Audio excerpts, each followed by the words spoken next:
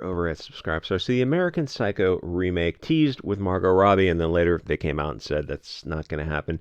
It doesn't matter because no matter what they do, girl swapped or just a regular remake, it's going to suck because everything coming out of Hollywood sucks. And I was thinking you could probably get ready for the Fight Club remake.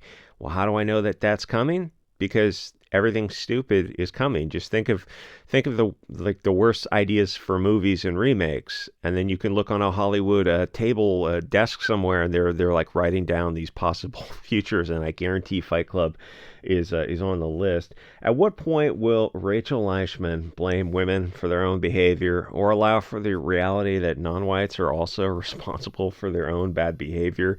So toxic femininity would be the Leishman type longhouse behavior, where it's angry single women who are desperate to control men. Toxic femininity is as real as all those other buzzword phrases that have been created in the last 100 years. Racism, sexism, istophobic, all that kind of trans, gay-phobic type of nonsense words. They're not real, they're not organic, they're control terms to manipulate people and the narrative. They're not real because when you dive into their definition, which these people are not happy to do, they become circular, contradictory, or entirely arbitrary and subjective, to the point where it gets where each side is saying that essentially that I feel these things are true, or these are my truth. And I say, well, that's not a real definition. Then it's just a subjective way to manipulate the conversation, because both sides are essentially like children saying, oh, well, I feel this definition is true. It's like, well, okay, well, we're talking past each other at that point. It's like none of this is real. But the problem is they've been building on these castles on sand for so long, and they see this structurally stable castle, but they don't look to the foundation and go, oh yeah, this is garbage. Like it's just the slightest little bit of water is going to take this thing out. So the left has a myopic worldview where they're allowed one antagonist, the Western European Chad character, which Bateman played so well, which makes for bad storytelling because white people are obviously so awesome. Blonde-haired, blue-eyed people are the best. Everyone sort of subconsciously knows it. So Hollywood has a verisimilitude problem at the level of Rings of Power Afro Hobbit edition, where in one of the episodes, the blonde guy in the bar says, "Hey, knife ears," referring to the Afro elf, because anywhere in the fictional universe, blonde people are going to be evil, even in a universe that an Englishman created. Tolkien created the European-based mythology, a small-town English vibe from 100 years ago where the other characters were based off of other European countries. It was based on the European tribes. And they did the same things for the Thor movies, which you probably don't remember because those kind of movies are in and out of the consciousness immediately. A living Norse religion. But they're in the pantheon, and there are sub-Saharan Africans playing the roles of Valkyries and the Heimdall. It's an actual, like, the Norse are people, and they're all very white, Northern European. There are no sub-Saharan Africans or Asians in that pantheon, which begs the question, well, where are the Europeans or Asians in the Wakanda pantheon? Whether or not it's in their movies, the ancestors. It's like, yes, your ancestors are going to be the same color as you. So is it going to be the same for the Scandinavian people? Whether it's the movies or the comic books, they both have Shuri has her own comic book for some reason, or had it for a very short run, where everything out of Hollywood sucks. What that means is people stop going to theaters and they switch to streaming. Now, theaters, when they do well domestically, the domestic take is very large, and they can make a ton of money, enough to support these big $200 to $300 million movies. And that movie budget keeps creeping up to where Snow White was like a $270 million movie, and all those other Marvel, Disney type of garbage, Star Wars type of garbage movies are just not doing as well, and streaming is not doing well anymore either, because woke Star Wars shows are bad no matter the budget or format, and/or to the all these other shows where it's like, I think there was a couple where it was like women-centered lead characters, and your audience is not into that. Oh, hey, look, the numbers reflect that your audience isn't into that. And, like, what's the counter argument to that? Well, we're going to double down and lose money. So what they do is they're making movies with the name recognition, but it's not the vibe of the same movie. So Eli Schmidt, the Mary Sue, wants this remake as long as it's white male characters are the bad guys. I would go in a slightly different direction. I would have a Sam Bankman-Fried character for a change, because crypto would probably be more relevant now. I suspect that they would not quite go in that direction. Rachel Eichman has thoughts on American Psycho. What happened was there's a rumor Margot Robbie was going to redo the role and maybe play the lead character, which, I mean, just peak ridiculousness. That was as likely a rumor as the Pirates of the Caribbean girl version, which would work as a comedy for sure, a parody. This isn't 2016 or 2019, 2020 when, was it Wonder Woman Part 2 came out in 2020? What a gigantic bomb that was. Why? Because the opening scene is some Greek island with these gods and goddesses, and it's a diverse island. People are starting to understand that woke is running into some problems. Even in the UK, they're noticing that the native people are being digitally genocided in commercials, and they're pushing race mixing for some wacky reason. So Hollywood has had a few bad years lately. It's not small budget artistic type of movies that are failing.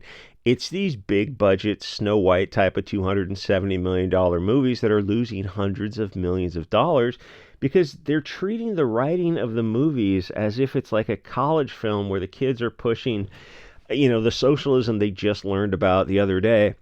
And they're thinking, God, this is great. How come everyone doesn't do this? It's like, well, here's a history book. They don't understand that the audience wants Snow White, the original story, or as close to the original as possible.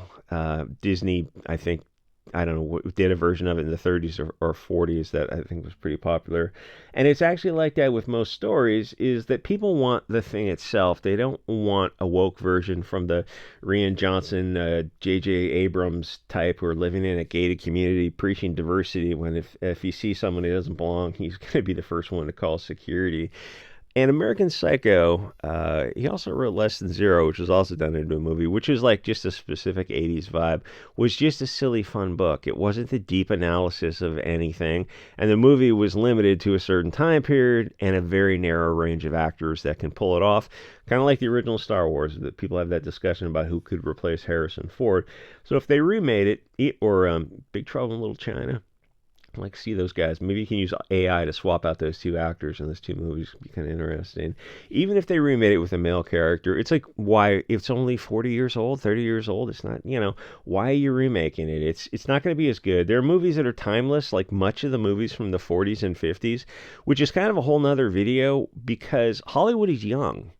And Hollywood during the war years, World War II, there was the 40s, 50s, and 60s, a war period and a post-war period where there's a gravitas and verisimilitude with movies that just cannot be faked because of a world war, and you have the ability to make pretty well high-quality movies at that time period. And like, there's just nothing that compares to that. Like, that's a real human event. And I was kind of thinking about the other night. So Casablanca works, and a whole lot of movies with Humphrey Bogart work. It was that one where he's on a little steamboat and I think they're in Africa or something, because there was they hook a torpedo to it and they blow up a U-boat at the end of that movie. Or I think it does it accidentally, but it was a fun movie because there was a very real war. It's a once in a lifetime setting, and most movies are ephemeral, and that's why I'm kind of thinking like, that like those war decades, war and post-war. You don't get movies like that anymore because there's not a world war, knock on wood. And it's like things just feel so much shallower post that time period. And modern movies are like fog. A lot of times because they're derivative on top of derivative, where the writers, the directors, the producers, these people don't have real experience. They don't know anything, and they're coming from people who don't have real experience. It's not even like a kid from a certain era who's got like listened to his dad's stories, his grandparents' stories about these real, like child of the depression type of stories. There's a lot of people recently who just they're coming from kind of not necessarily a super silver spoon, but growing up in a first world country without a whole lot of stress on them. It's like, well, it makes for very bad storytellers because you write what and you're trying to tell these dramatic traumatic stories, and it's like you just don't have that kind of experience. And people are writing books, but they're fictionalized to push an agenda that they make into movies, like A Time to Kill, Grisham's. I think the book came out in the 80s, and the movie also is a great example of a real story that was just turned into propaganda, or Green Mile, or Shawshank Redemption. I mean, the more I go down that rabbit hole and think into movies, the more examples you can think of. Hollywood takes evil non-white characters and simply changes them into, blonde-haired, blue-eyed, Aryan stereotypes. And what that is, well, it's an amazing bit of stochastic terrorism. Anyway, Leishman is my favorite propagandist at the Mary Sue, which is not started by a bunch of girls in their kitchen getting together and doing some organic. It is like when I first came across the Mary Sue, that's what I thought it was. No, you always want to like immediately look to see who owns the company, the wholly owned subsidiary of some other company owned by another company that was sold into another globalist publishing company, and that's the case with the Mary Sue. It's not mom and pop. It's not organic. These girls do not start it sitting around. They're just paid propagandists, which is the story about so many websites. Is that there's usually an agenda. I mean, not with my SubScribestar. It's written by me and funded by the users. There's no sponsors on that. But Leishman has a hard-on against white men. Probably because she's not getting laid. If I'm just going to be perfectly honest, that's the case with a lot of angry people. She's single. She's is a little chubby. If she was in shape, she would have been married with kids like 10 years ago, and her perspective would not be anti-male because she'd be married to one and she'd have sons and daughters, and she'd be very concerned about the future that they're growing up in.